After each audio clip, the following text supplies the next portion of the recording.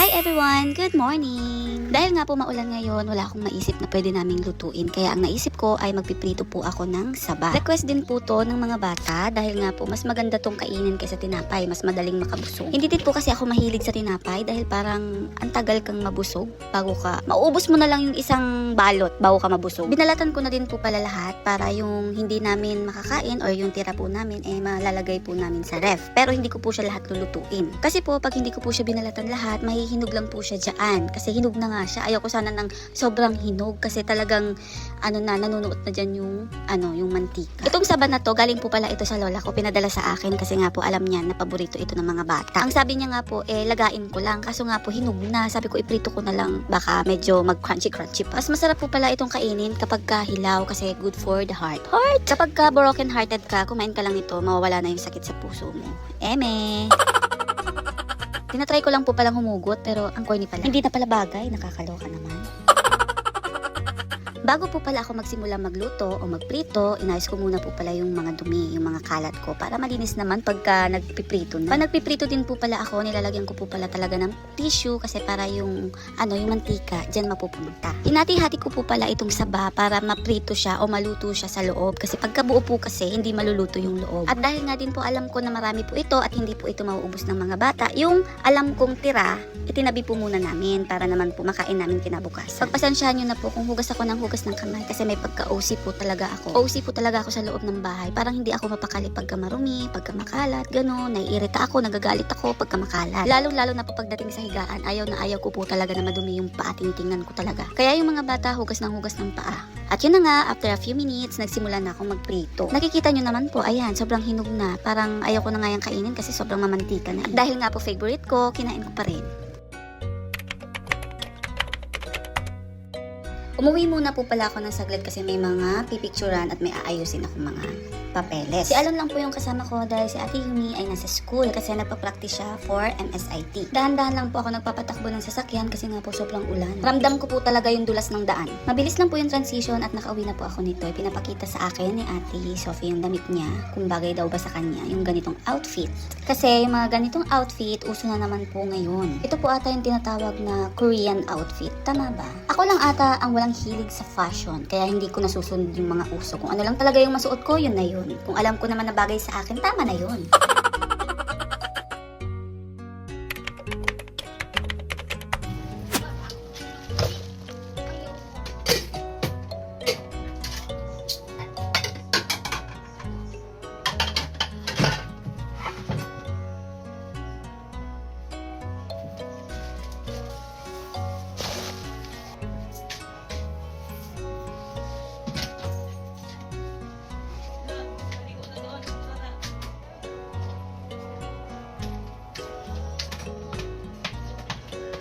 Ano gagamitin mo? Ang puti gabos bagay daw sa in. Halo-halo ano kang pagsumagi, hindi ka man sinapalan babagsak saan. Short. Yan. Ano yun something? Guys, Luwas ka na duman. Luwas na duman. umayat si Mami.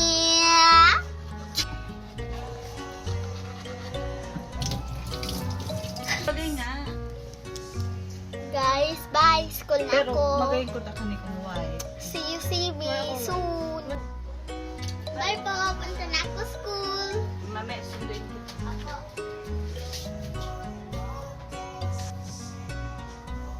Iba na talaga ngayon. Ako noon wala nito eh. Kasi hindi nga ako mahilig mag-makeup, di ba? Ano to?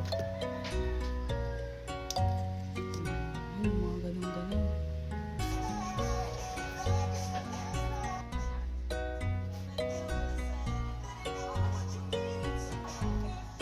Ah.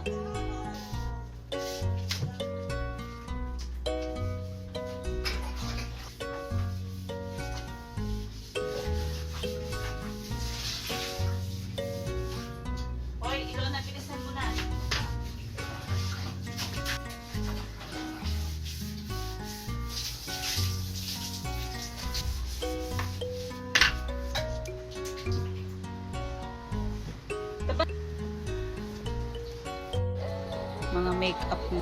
Ay, sa ano to?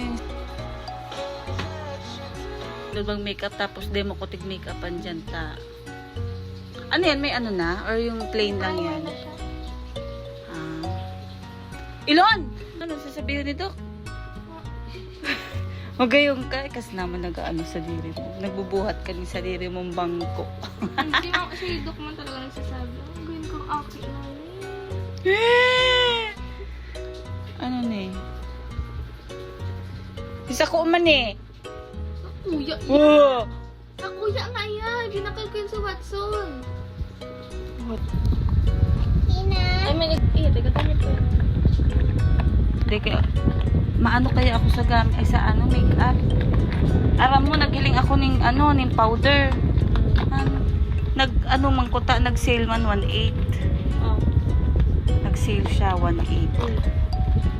Tapos, ang pinaka, ano niya, presyo niya, 2,000. Kamahal, powder lang yan. Ay, yung BLK na sunscreen, talagang, ano, mapili yung mukha ko. Yung BLK na sunscreen, pero hindi ko to ibibigay kasi nga mahal yung, ano ko, bili ko nito. Anong para? Dahil kan makakuha sa sarong aldaw kung may kang trabaho. Ito, yan, mga ginagamit ko sunscreen. Ito, good, maganda to. Maganda to kahit hindi ka na mag-powder. Maganda to. Ang ganda pag maiklang buhok. Walang gumaganon-ganon sa ano ko, balikat. Ayun o. Naglalaba ako ngayon ng mga bag ng mga bata. Para pag uwi namin, malinis na. Ayun.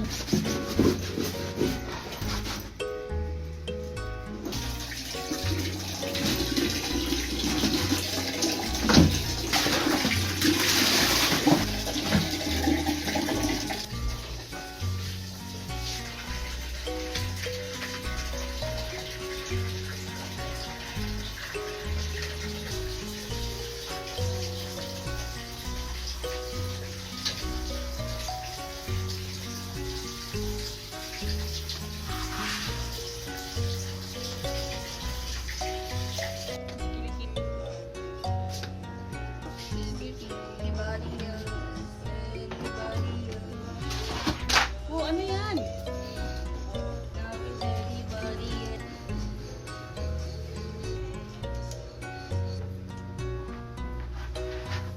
Nag-ano kayo sa George na yan?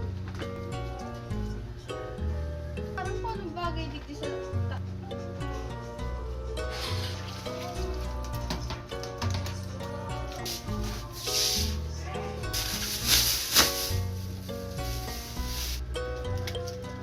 Ganyan, nakapants na naman kasi bago. Ano to? Short?